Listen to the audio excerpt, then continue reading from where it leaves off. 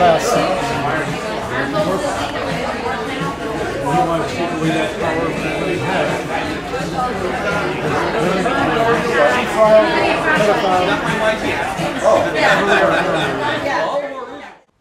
Throughout most of time, there has been a mixed role where the people who were designated as the healers and the people who were designated as the executioners were embodied in one person. One of the things that made it a seminal sign of Western civilization was the Hippocratic Oath. Now, the Hippocratic Oath was something that people used to, in quotes, swear to in medical schools. It's not an oath to God. It's an oath to a Greek god called Asclepius. Okay? But the point was, part of this oath was to say, I, as a physician, will restrict my practice to that of being a healer and not a killer. Now, you can imagine, if you're lying in a hospital bed, somebody comes in with a white lab coat, you might want to know which side they're on. You know. Well, the whole idea of Western medicine, starting with the Hippocratic Oath, was that anybody who called themselves a doctor was a healer and not a killer. Now, these may seem like a trivial difference. Why do you need to make this firm division? Well, there's a lot of firm divisions which are clearly described by God. I mean, first division, which is most obvious, which people still try to blur even in 2012, is that there's a huge difference between a male and a female. Yay. As if these roles are somehow interchangeable. Well, the only place we come from is 23 chromosomes from the father and 23 from the mother. The only way you're going to get children is by the mixing of these opposites. And no other way. There's not a third way. You keep that in mind all the time. There is not a second or third way. So if the only way that you get these people is by having these opposites, perhaps this issue of roles is important. So, I give you an example from the Old Testament. Before going into battle, it was the priest's job to pray. Am I capable of praying? Yes. In the structure that God ordained for Israel, was it proper for me as a doctor to pray before battle? The answer is no. So when Saul was going to go into battle, he got tired of waiting for Samuel and decided he would do the prayer himself. From that moment, Saul lost his kingdom.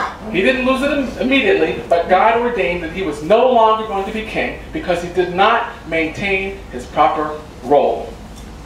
So when we as physicians train for the maintenance of life, along the lines of doing that, we know where the soft spots are, how we can end life.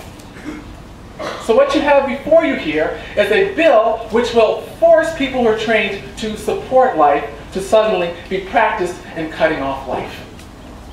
Now, this is presented to you as a way of compassion, as if there are people who are suffering who have no other way out for life than for a third party to give them medicines to kill themselves. This is not compassion. Okay. Do we have to imagine what's going to happen? We could. Do we need to? We don't.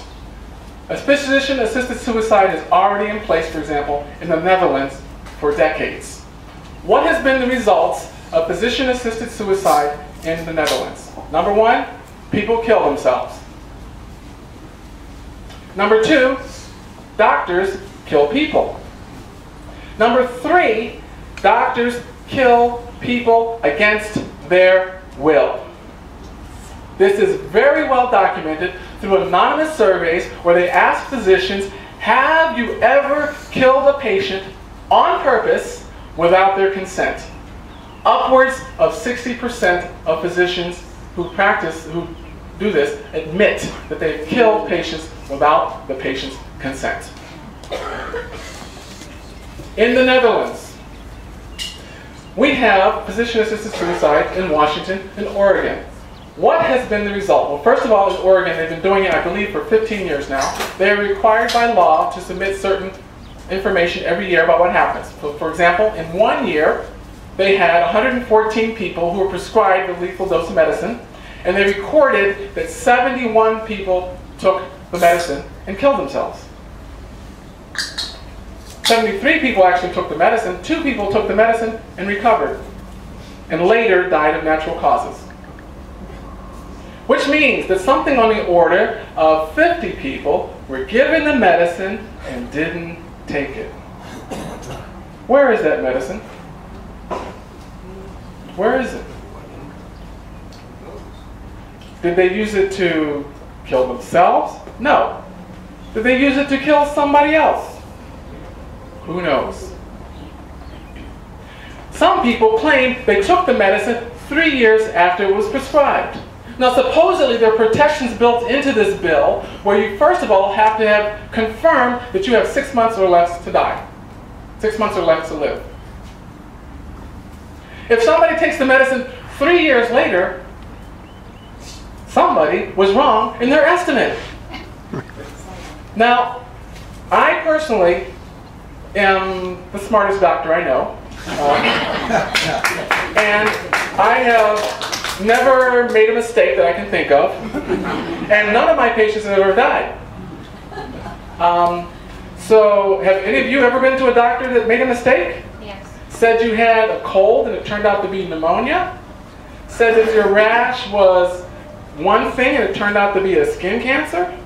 Has anybody ever heard of somebody who had the wrong limb amputated? Has anybody heard of the wrong medicine being injected? The wrong dose being given? Has anybody heard somebody had a penicillin allergy and a physician prescribed them a penicillin-based drug? These kind of things happen all the time.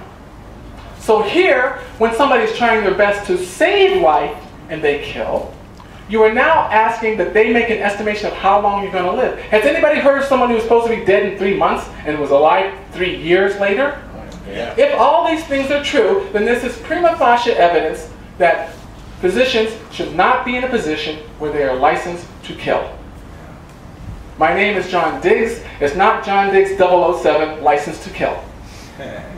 So if I don't trust myself, I don't see why any of you should trust any other doctor in regard to being able to kill.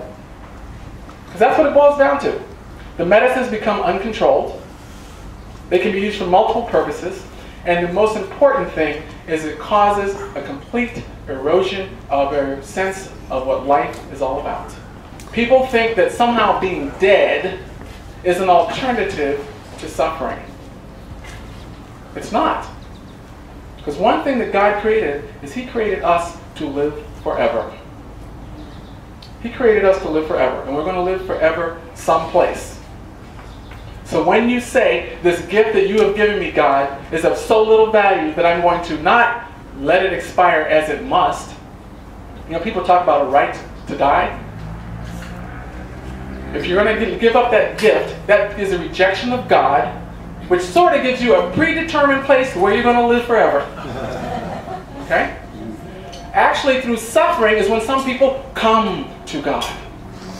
If you cut that off by this artificial shortcut when people are depressed, when they're having a sense of hopelessness, and you tell them, you know what, you need to die. It's not going to be a right to die. It's going to be an obligation to die. Have you noticed the financial world? Have you noticed that the country is out of money? So when you have a bunch of 60, 70, 80-year-old us baby boomers who are costing money, and because we've aborted 50 million of our own children, we don't have people who are making money to support this elderly population. When you're out of money, it's not going to be, Grandma, we can't fight this anymore, go on hospice. You choose, it's going to be, Grandma, you got no choice. You're going to die. I can't tell you how many patients I have who are over 70 who've had hip replacements, over 90, hip replacements, dialysis, heart surgeries. This will not be an option. Our own president says, you know, sometimes, Grandma, maybe it's better for you not to have the surgery. Who's going to make the decision?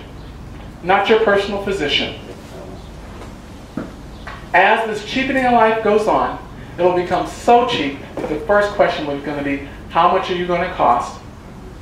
And you're going to become what Hitler's people used to call Lebensschleppen. I might have that word wrong, but it basically meant useless eater in German. That's how he described gypsies, Jews, mentally retarded people, even his own soldiers from World War I, he called useless eaters. With this Obamacare, if you have centralized, socialized medicine, your doctor will not be making decisions. Somebody else will be making the decisions.